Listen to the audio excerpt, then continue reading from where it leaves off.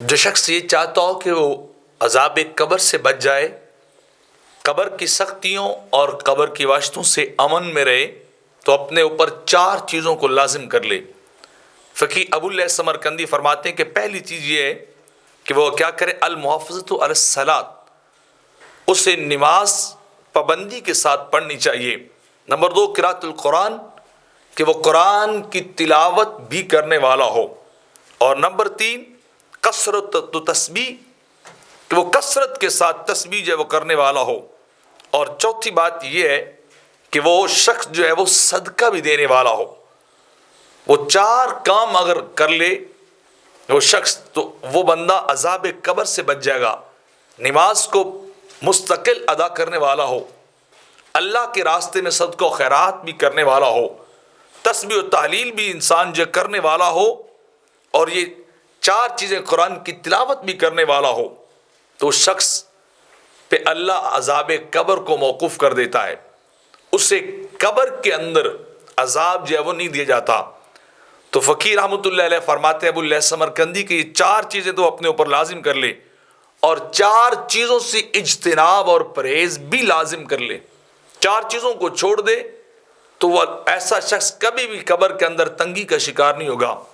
ان میں سے پہلی چیز یہ ہے کہ وہ شخص کیا کرے، الاجتناب من الکذب، وہ جھوٹ بولنا چھوڑ دے، کبھی بھی وہ غلط بات نہ کرے، جب بھی گفتگو کرے وہ گفتگو سچی اور درست گفتگو کرنے والا ہو۔ اور نمبر 2، الخیانہ، اگر اسے امین بنایا جائے، اس کے پاس امانت رکھی جائے، تو وہ امانت کے اندر خیانت نہ کرنے والا ہو، بلکہ امانت کو پورا ادا کرنے والا ہو۔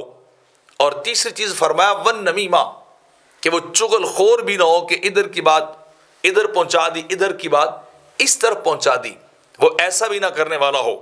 اور چوتھی چیز والبول قائمہ، اور کھڑے ہو کر پیشاب کرنے سے بچ جائے، کیونکہ عموماً بغیر کسی ضرورت کے کھڑے ہو کے پیشاب کیا جائے تو انسان کے اوپر چھینٹے آتے ہیں، اور عمومی طور پر عذاب قبر انہی چھینٹوں کی وجہ سے ہوتا ہے۔ استنزہ من البول فإن عامۃ عذاب القبر منہ، میرے آقا فرماتے ہیں کہ بول سے بچنا، کیونکہ عمومی طور پر عذاب قبر اسی بول کی وجہ سے ہی ہوتا ہے۔ انسان کے جسم پہ چھینٹے، انسان کے کپڑوں پہ چھینٹے پڑتے ہیں، یا بول کے قطرات لگتے ہیں، تو ان کی وجہ سے عذاب قبر کے اندر انسان مبتلا ہوتا ہے۔ تو یہ 4 چیزیں چھوڑ دے اور 4 چیزوں کو لازم کر لے۔ جس شخص کی زندگی اس طرح گزرے کہ وہ 4 چیزوں کو کرنے والا ہو اور 4 چیزوں کو چھوڑنے والا ہو، تو اسے عذاب قبر نہیں ہوتا، اسے قبر کے اندر تنگی نہیں دی جاتی، عذاب نہیں دیا جاتا، بلکہ ہوتا کیا ہے کہ اس کی قبر پھر جنت کا باغ بن جاتی ہے۔